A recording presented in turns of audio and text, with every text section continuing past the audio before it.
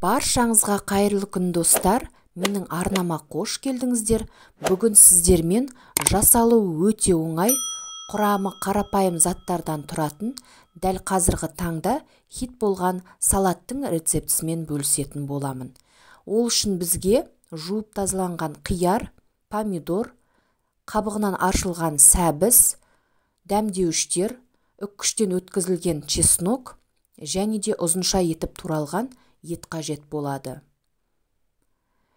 Алдымен етімізді жуып тазалап аламыз және де қызып тұрған табамызға майымызды құйып, майымыз қызған уақытта осылай етімізді салып, лопаткамыздың көмегімен біркелкі етіп жақсылап араластырып аламыз.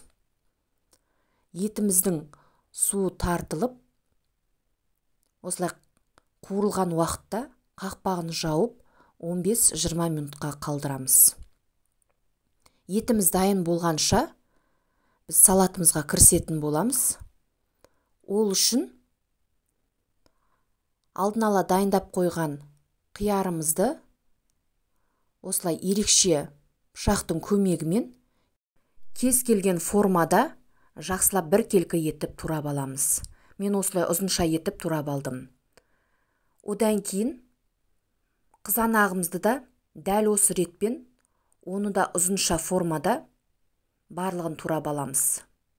Турап алған қиярымызды, помидорымызды және де үккіштен өткізілген сәбізімізді оның үстіне осылай майдалап үккіштен өткізіп алған чесногымызды, сонымен қатар дәмдеуіштерімізді және де қуырып алған етімізді, бір ас қасық соя соусын және де укропымызды салып, осылай біркелкі болғанша жақсылап араластырып аламыз да.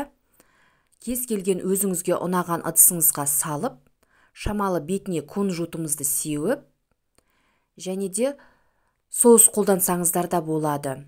Міне, біздің өте керемет болып шыққан салатымыз дайын. Дәл осы салатты сіздерге де жасап көруге кеңес беремін. Дәмі енді сөзсіз өте керемет болып шығады. Назарларыңызға рахмет. Сіздермен болған Гүлнұр. Келесі видеода жолыққанша сау болыңыздар.